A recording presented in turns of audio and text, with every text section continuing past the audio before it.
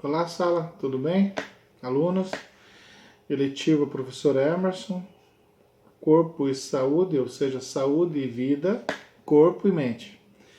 Nós falamos aí sobre o primeiro vídeo, ou a primeira aula semanal, a rotina, sobre eu comigo mesmo, analisando nossas potencialidades, a nossa identidade pessoal, formação, a autoestima, o autoconhecimento, a diferença de intelectualidade e sabedoria, a busca dos nossos sonhos, que não precisamos nos conhecer, porque tem coisas que nós conhecemos, tem coisas que não conhecemos, tem coisas que nós conhecemos e as pessoas conhecem, tem coisas que nós não conhecemos e as pessoas conhecem de nós, né? E assim por diante.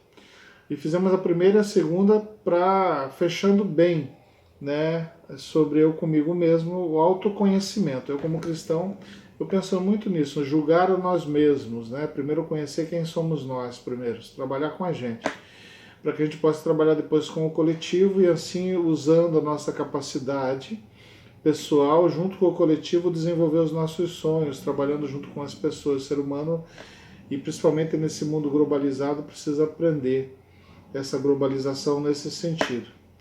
Nós vemos que tanto nas escolas de ensino médio, fundamental, ou até universidades e pós, não tem esse trabalho. Trabalhar com o intelecto no sentido emocional, no sentido espiritual, no sentido da alma, né? E é isso que a gente pretende nessa letiva. E agora nessa terceira rotina, agora, de 18 a 22 de maio, foi passado, eu com os outros, humanização e comunicação interpessoal.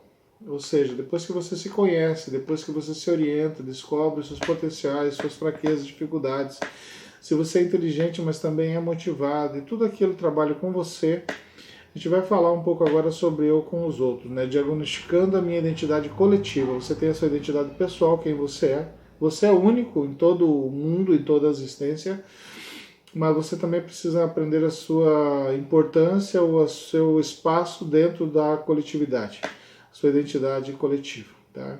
E nisso a gente passou aí uns links sobre comunicação interpessoal, fala em suas formas e efeitos, ou seja, como você fala e o que ela traz de reação, imagens e o que representa, ou seja, nós temos a imagem, eu estou aqui como professor, né? E quando eu vou ser professor, não é que eu seja melhor ou seja diferente, mas a minha imagem, a minha forma de ser é de alguém que conhece, né? É quando você é um pai, sua posição que foi colocada, seu papel é de pai. Se você é tio, se você é filho, se você é um juiz, se você é um advogado, e assim por diante, tá? A imagem que você passa, né?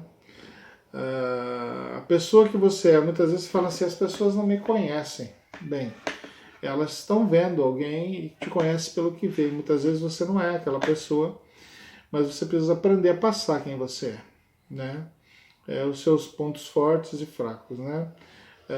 A gente tem que aprender a ser o mais transparente possível. Não com arrogância, mas aprendendo também a desenvolver essa aparência. Atitudes e o que quero mostrar ou ensinar, ou seja, você muitas vezes você faz parece ou representa algo que você não quer, né? E muitas vezes se arrepende, muitas vezes você não entende por que as pessoas falam isso ou pensam nisso. Então você precisa aprender. E uma das coisas muito importantes, é uma dificuldade muito grande, talvez isso eu digo assim como uma arrogância, e a gente tem que tomar cuidado com isso, sobre a comunicação interpessoal, é a empatia social. Empatia social, tá? Nós precisamos disso. Eu passei um link também que está lá na rotina sobre a empatia social. Como você ser empático.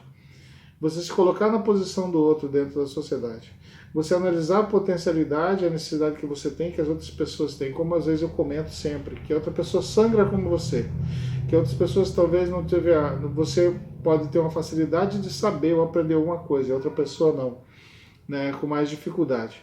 Um exemplo, eu acho muito bonito música, canto, e até tem alguns vídeos aí que eu louvo com a minha família, e acho bonito tocar instrumento. Eu não toco nenhum instrumento. Não tenho uma facilidade para isso. Eu não digo que se eu não me dedicasse, eu não aprenderia o básico, né? Mas eu tenho que reconhecer que eu tenho essa limitação, mas isso não me faz diferença, mas também se alguém chega, como eu já escutei, uma vez eu escutei alguém falando assim, né? Como é que você não toca? Como é que você não aprende a tocar? É uma coisa tão fácil, bem, empatia, né? Não é assim tão fácil, muitas vezes as coisas tão simples, às vezes para nós não é fácil, para outras pessoas. A tipo de fala interpessoal, ou seja, como você se comunica, né? A forma de falar, eu tenho algo que eu procuro trabalhar muito assim, tenho muito que desenvolver mesmo com a minha idade, é a forma de falar. Talvez essa forma seca, essa forma séria de falar, não seja algo que traz um agrado, um alento, né? Talvez a forma de se comunicar. Mas eu quero dizer que a gente tem que aprender também a empatia, a forma, o tipo de falar. A entonação de fala é muito importante com o que você quer passar. Né? Talvez porque eu sempre gosto de trabalhar com coisas sérias, filosofia, sociologia, né? Espiritualidade é essa forma minha de falar. Talvez pelo que eu leio, né? Mas é necessário você entender qual área que você vai desenvolver, vai trabalhar, vai viver, o grupo que você está. Né? Porque não é o mesmo grupo. Muitas vezes você está hoje falando com as pessoas com conhecimento mais avançado, doutorado, mestrado, mas daqui a pouco você está lá na periferia, ou lá no campo jogando uma bola, ou tomando um guaraná, ou brincando com alguém na beira de um rio. Né? Como você fala e qual é a sua fala interpessoal. Comunicando-se com os outros. Eu também passei um link muito interessante. E todos esses links são bem escolhidos de pessoas com graduação, com especialização, com conhecimento no fato. Né? Não são só blogueiros, né? Que acham que sabem. Tá? A fala em suas formas e efeito. Como falar de uma forma que as pessoas queiram ouvir. Olha que legal. Como falar uma forma que as pessoas queiram ouvir. Você já por um acaso já foi ver alguém falando assim numa palestra, numa conversa, dá vontade de dormir, dá preguiça, você não tem mais vontade de falar, fica batendo naquilo, repetindo aquilo, muitas vezes a forma de falar é uma forma tão aguda no ouvido, senão tão monótona para você escutar. Né? Como falar em público, também está dentro dessa área, comunicar e falar melhor, ou seja, aprendendo a como se comunicar e falar melhor. Imagem o que representa, também foi comentei no começo, mas passei alguns links da seguinte forma.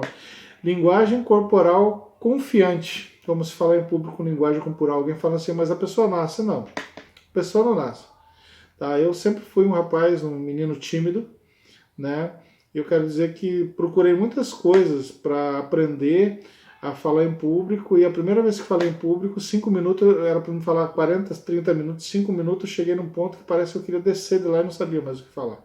O autocontrole, a tranquilidade, um escopo feito, uma posição de quem entendia o que estava falando, me levou a isso. E depois o pessoal, puxa vida, legal, valeu, e eu só comigo, com as pessoas, mais comentei sobre isso, né? Então você pode desenvolver, é só você querer.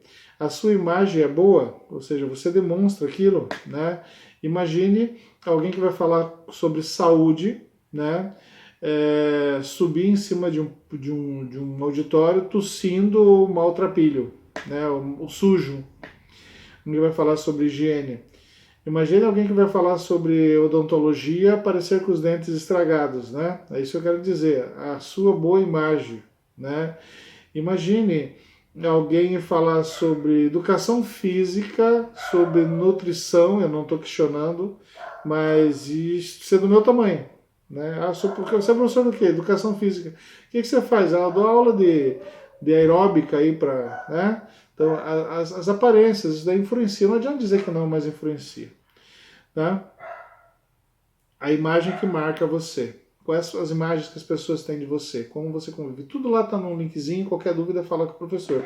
Atitudes que eu quero mostrar ou ensinar. Também passei a inteligência emocional. Autocontrole para você falar e se controlar. Tem hora que é difícil, viu?